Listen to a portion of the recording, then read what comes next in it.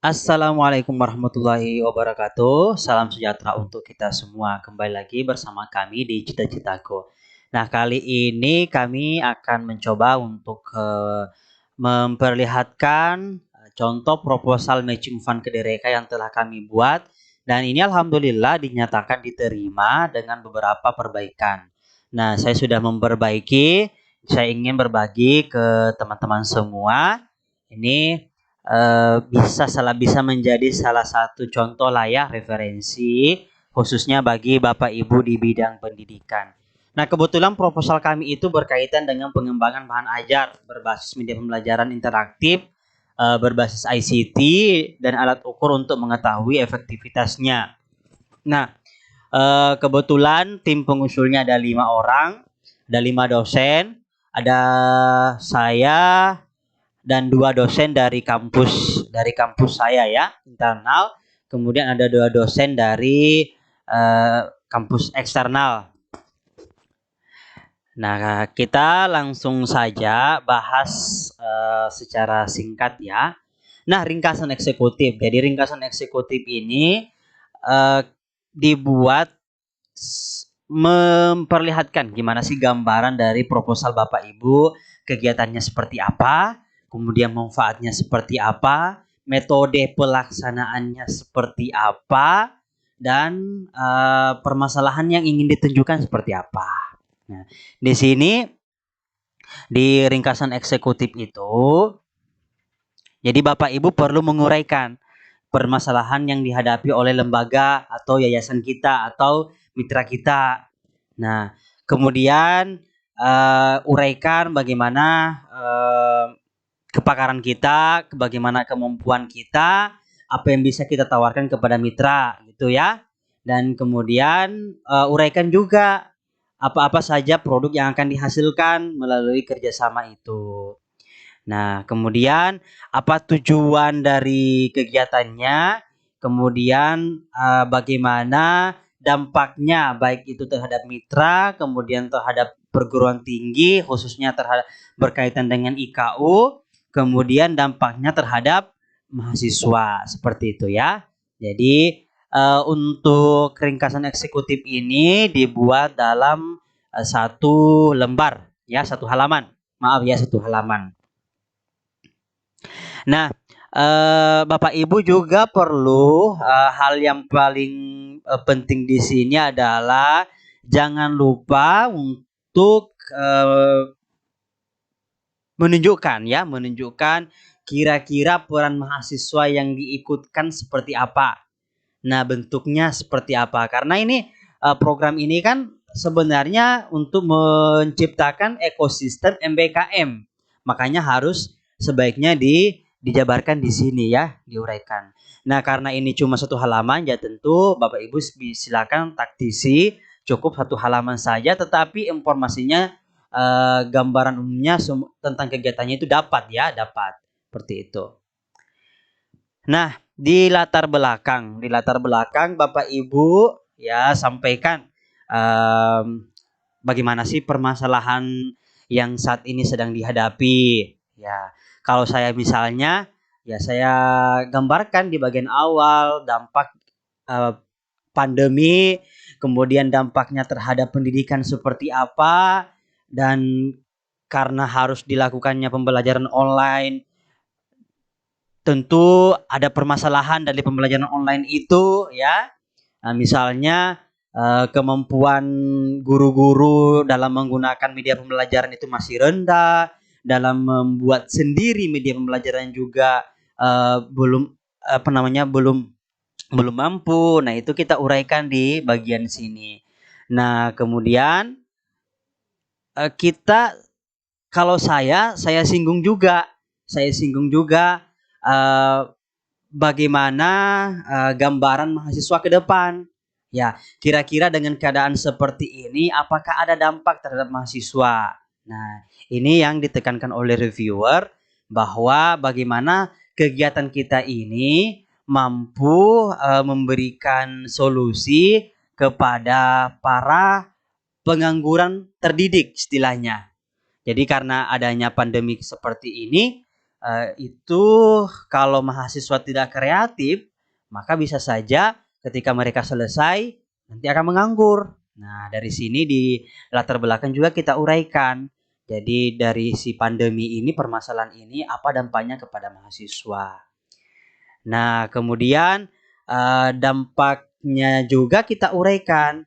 Lembaga kita, mitra kita. Misalnya hal itu juga berlaku pada mitra kita. Dengan pandemi itu, mitra juga terdampak. Nah, seperti apa dampaknya, bagaimana solusinya, itu Bapak Ibu uraikan di sini. Nah, solusi yang Bapak Ibu tawarkan sebagai dosen itu harus mampu menjawab permasalahan mitra ya. Permasalahan mitra harus mampu menjawab. Nah, kemudian di sini juga jangan lupa untuk menyinggung ya. Jangan lupa untuk menyinggung apa sih kira-kira tujuan Bapak Ibu lakukan kolaborasi dengan mitra itu. Ya. Kemudian bagaimana dampaknya terutama kepada para mahasiswa. Dan kemudian proses MBKM-nya seperti apa. Nah, itu juga harus dijelaskan di latar belakang ini. Jadi seperti itu ya. Kemudian tujuan. Nah, kalau saya di sini saya bagi tujuannya menjadi dua. Ada tujuan jangka pendek dan ada tujuan jangka panjang. Nah, tujuan jangka pendeknya itu apa yang akan kita capai ya, tujuan kita apa setelah misalnya kegiatannya selesai. Ya, apa? Misalnya saya meningkatkan keterampilan dan pengetahuan tim developer media pembelajaran mitra ya, supaya bisa mandiri dalam mengembangkan media tersendiri. Kemudian menghasilkan berbagai macam multimedia, mempromosikan mitra dan lain sebagainya, itu adalah tujuan jangka pendek. Nah, tujuan jangka panjangnya seperti apa? Nah, jadi reviewer itu sangat suka jika kegiatan itu ada semacam tindak lanjutnya ya. Ada tindak lanjutnya. Misalnya gini nih. Dengan adanya kerjasama dengan mitra, ya tentu mahasiswa. Jadi mitra itu kita berikan pembekalan, kita berikan pengetahuan, kita berikan pelatihan. Kedepannya mahasiswa-mahasiswa kita itu bisa magang di sana, kemudian bisa mengikuti pelatihan di sana, atau bisa saja bekerja di mitra seperti itu ya. Jadi ini kalau kegiatan proposal saya seperti itu. Jadi saya ingin mahasiswa nanti itu bisa berlanjut ya. Mereka bisa mendapatkan pengetahuan, pengalaman di mitra. Ya, baik itu bekerja di sana dan lain sebagainya. Kemudian kelanjutannya juga adalah setelah kegiatannya selesai, apakah itu 1 tahun atau 2 tahun, tentu kan kita pengen adanya research center, kemudian adanya lembaga bisnis bersama. Nah, research center ini tidak bisa dilaksanakan hanya 1-2 tahun saja. Bagusnya itu adalah berlanjut. Jadi kita uraikan bahwa kita dengan mitra kita ini akan melakukan kerjasama seterusnya ya, dan membangun research center, kemudian membangun pusat bisnis bersama, edupreneur ya, dan lain sebagainya.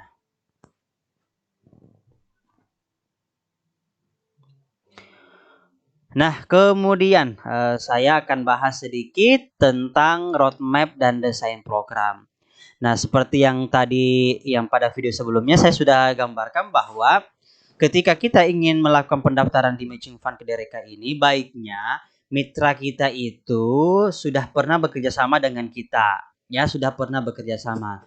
Misalnya saya sebelum melakukan penjajakan kerjasama melalui Matching Fund, itu di tahun 2020 ya, tahun 2020 itu saya sudah bekerja sama dalam hal pembuatan website. Ya, pembuatan website lembaga pendidikan. Jadi sudah pernah bekerja sama dengan mitra untuk membuatkan website. Nah dari situ itu akan menjadi semacam awal tongkat bagi kita untuk terus melakukan kerjasama. Nah, di sini kita uraikanlah apa-apa yang akan kita lakukan sama-sama, ya, baik yang telah berlangsung, yang akan berlangsung, dan kelanjutannya seperti apa. Nah, seperti itu. Jadi ini adalah awal kegiatan, yang ini adalah selama kegiatan kita berlangsung, dan harus ada keberlanjutannya seperti apa, ya. Keberlanjutannya seperti apa. Nah, seperti itu. Jadi, Bapak Ibu silakan kreasi sesuai dengan kegiatan, bentuk kegiatan kita masing-masing dan bagaimana mitranya. Nah, dari kemudian Bapak Ibu jangan lupa roadmap ini kemudian Bapak Ibu uraikan, gambarkan, jelaskan ya. Jelaskan semua tahapan ini seperti apa. Nah, itu. Nah, sebagai contoh misalnya bentuk kegiatan saya setelah tahun 2020 kita kerjasama membuat website, kemudian Januari sampai Juni kita sama-sama lakukan kajian, kira-kira permasalahannya mitra apa solusinya yang bisa diberikan oleh perguruan tinggi. Nah, kemudian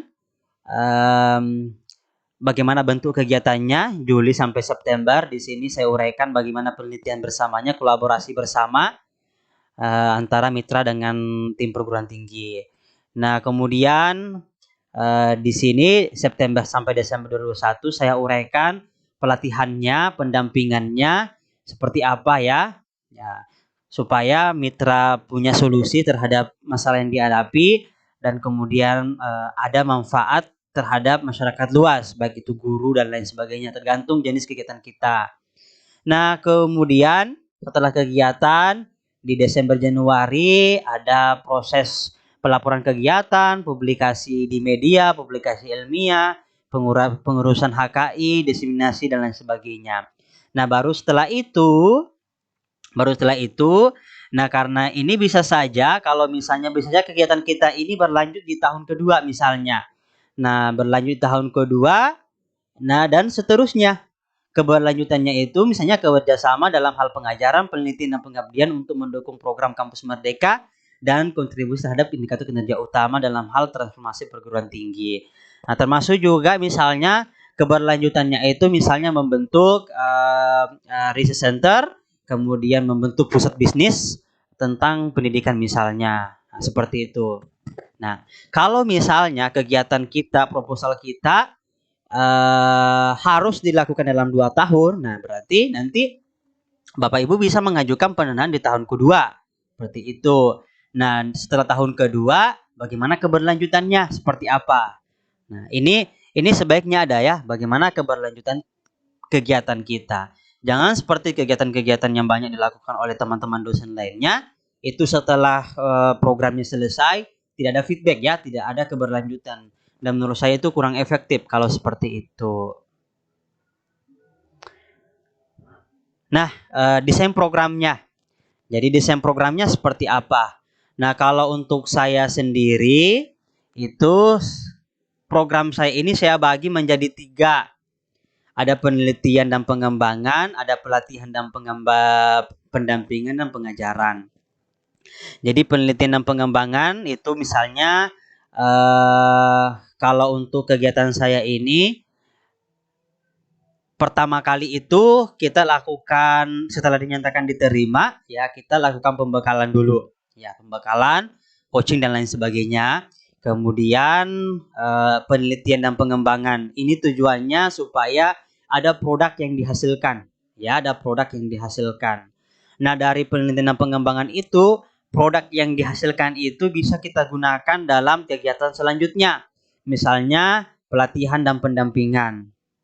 Nah, pelatihan dan pendampingan ini penting supaya kegiatan kita ini berdampak terhadap mitra, kemudian masyarakat luas dan pengajaran.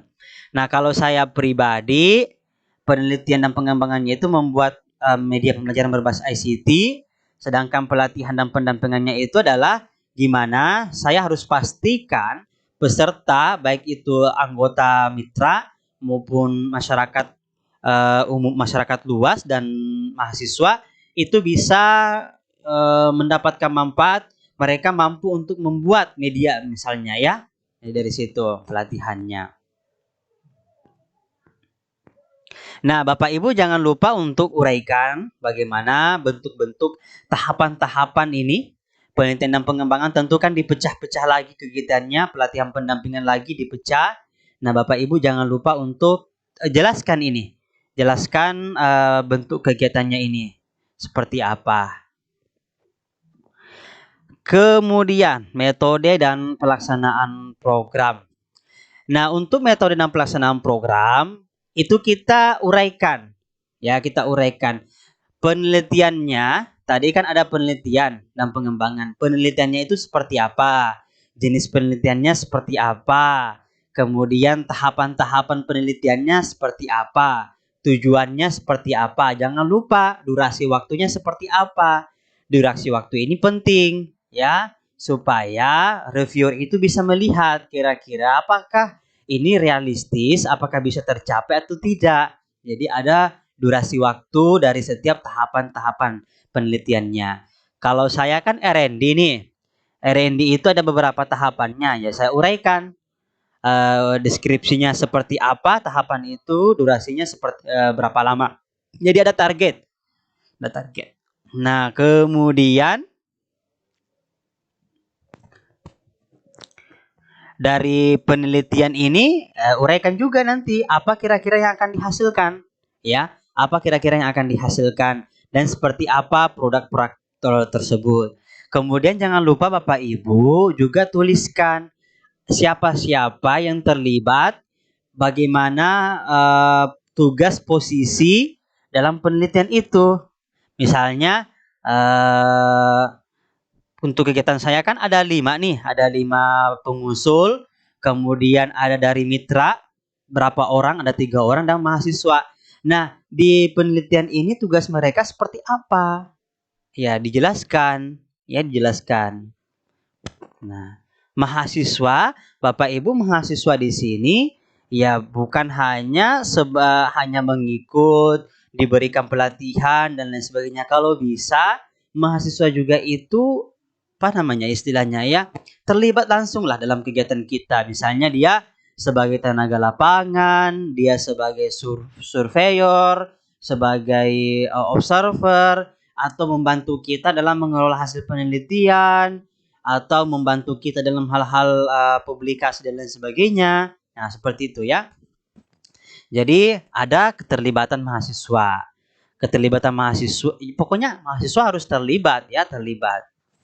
Bapak Ibu harus uraikan pekerjaan, posisi, tugas mahasiswa itu seperti apa. Nah, jadi kemudian untuk pelatihan dan pendampingan, karena kegiatan saya ada pelatihan dan pendampingan. Nah, kalau menurut saya sih sebaiknya ini setiap proposal harus ada ya, karena iptek dari insan dikti kan harus diadopsi oleh mitra. Nah, untuk mengadopsi itu biasanya melalui kegiatan-kegiatan pelatihan, pendampingan atau pengajaran. Nah, kebetulan untuk pelatihannya menggunakan model hibrid, ya, di mana ada peserta yang mengikuti secara daring, ada peserta yang mengikuti secara luring. Nah, selain itu jangan lupa Bapak Ibu, setiap kegiatan yang kita lakukan itu harus jelas indikator ketercapaiannya seperti apa. Ya, harus ada indikator ketercapaiannya. Misalnya tadi nih penelitian. Penelitiannya harus ada indikatornya. Oh, dihasilkan misalnya sekian produk yang sudah memiliki hak cipta atau layak untuk mendapatkan HKI misalnya. Itu ada indikatornya. Kemudian misalnya pelatihannya dikatakan berhasil jika seperti apa misalnya. Oh, jika ternyata respon peserta yang mengikuti pelatihan itu misalnya di atas 80%, atau misalnya peserta sudah mampu membuat ini. Nah, itu harus Bapak Ibu jelaskan di sini ya, harus jelas supaya kegiatannya itu terukur ya, terukur. Nah, kemudian jadi ini salah satu contoh saja ya Bapak Ibu. Kemudian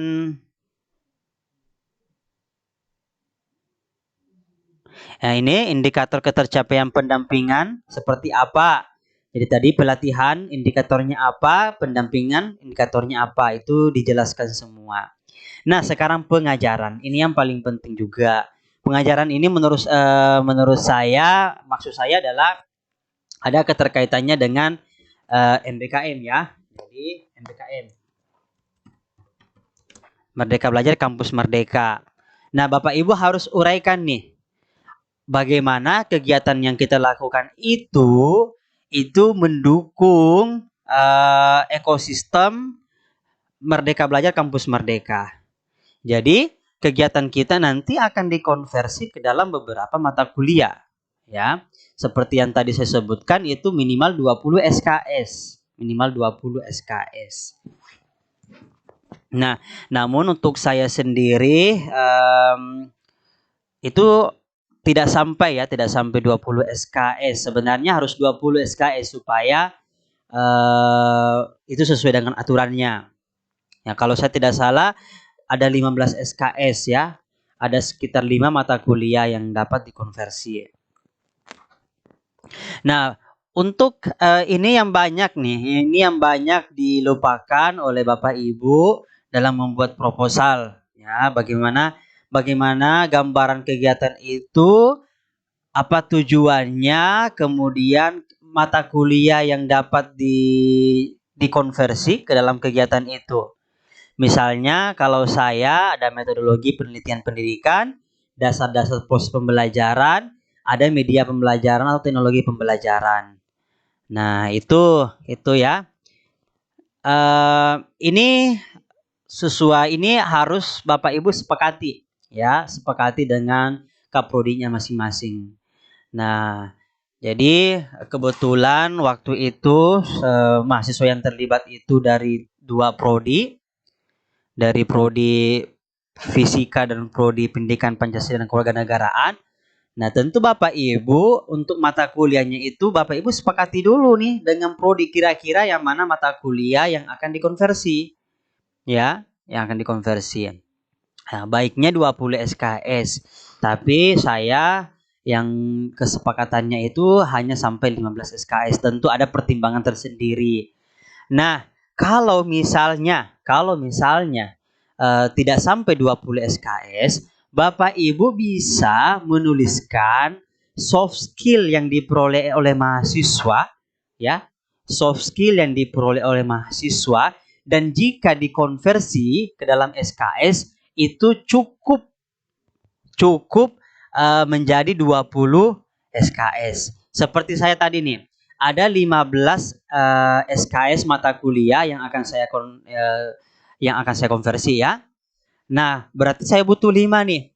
Saya cari kira-kira apa soft skill yang muncul ketika mahasiswa mengikuti kegiatan ini, dan itu saya anggap setara dengan 5 SKS sehingga cukup 20 SKS.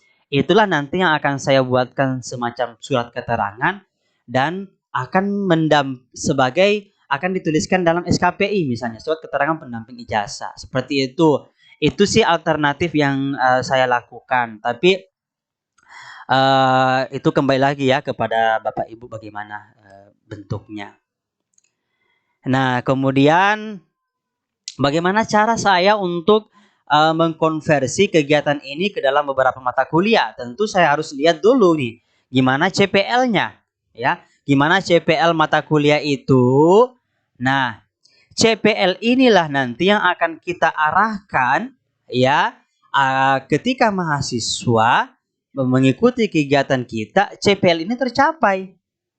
Misalnya, CPL menghargai keanekaragaman budaya, pandangan agama, kepercayaan, serta pendapat dan temuan orisinal orang lain. Nah, di sini nanti di kegiatan kita harus, makanya sebelum mahasiswa mengikuti kegiatan ini perlu ada coaching sebenarnya ya.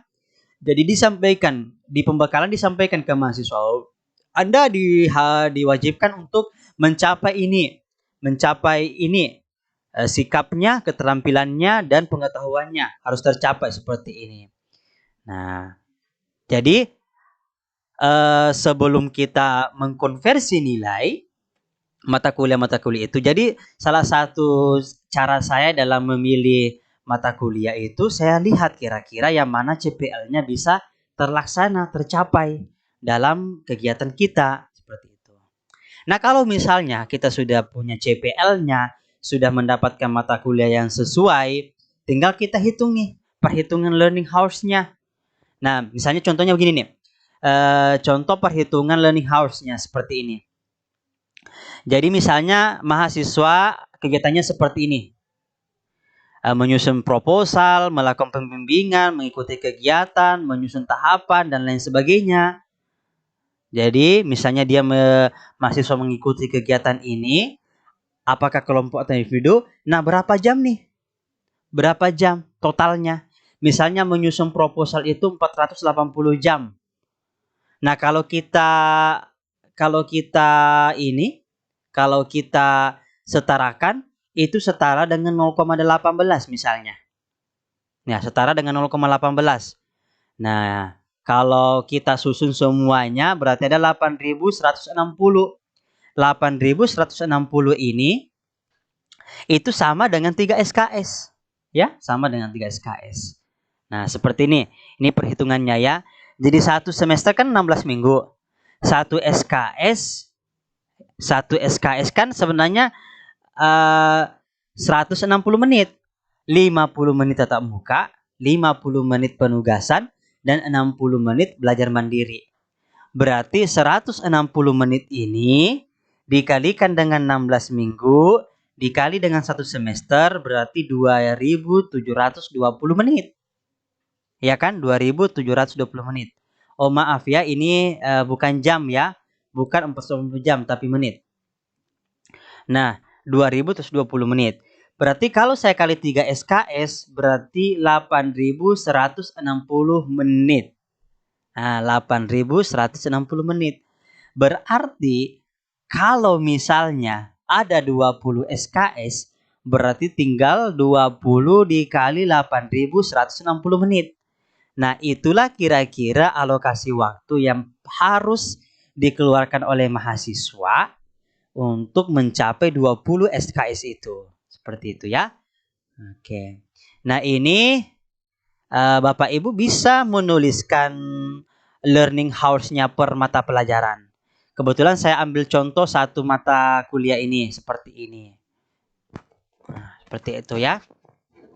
Nah, gimana dengan rubrik penilaian? Ya tentu kan kalau misalnya kita akan konversi nih ke nilai B, AB atau A. Nah, harus Bapak Ibu buatkan rubrik penilaiannya seperti apa. Oke. Nah, pelaksanaan kegiatannya. Nah, kapan dia dapat B, AB, dan A? Luaran kegiatannya gimana? Kapan B, kapan AB, dan kapan A? Seperti itu. Nah, ini salah satu contoh Bapak Ibu simulasi perhitungan nilai. Nah, jadi simulasi perhitungan nilai Bapak Ibu bisa adopsi ini sehingga Bapak Ibu bisa mendapatkan mahasiswa saya mendapatkan nilai ini. Nah, seperti itu. Kemudian tim pelaksana ini Bapak Ibu uraikan di sini tim pelaksananya siapa saja, posisinya, uraian tugasnya seperti apa. Penerima manfaat program siapa-siapa saja. Kalau saya ada anggota mitra, ada guru, ada mahasiswa, ada dosen, dan tentu saja ada pengurus. Ini Bapak Ibu harus jelaskan berapa jumlah anggota, berapa jumlah penerima manfaat, bentuk manfaatnya seperti apa. Ya, bentuk manfaatnya seperti apa. Nah, indikator dinyatakan mereka menerima manfaat itu seperti apa itu juga harus jelas. Misalnya tadi nih, mahasiswa. Mereka akan menerima manfaat di mana mereka mampu untuk membuat media pembelajaran, literasi kompetensi teknologi juga mereka meningkat. Nah, gimana cara mengetahui itu? Nah, yang pertama harus ada medianya yang valid dan reliable. Yang kedua, responnya itu di atas 80% misalnya. Atau tesnya itu sekian. Nah, seperti itu. Jadi harus jelas. Jadi kegiatannya terukur. Kemudian luaran dan kontribusi terhadap 8 IKU. Nah, ini penting ya, luaran dan kontribusi terhadap 8 IKU. Di sini luarannya seperti apa? Target pencapaian luarannya, statusnya seperti apa, waktunya seperti apa.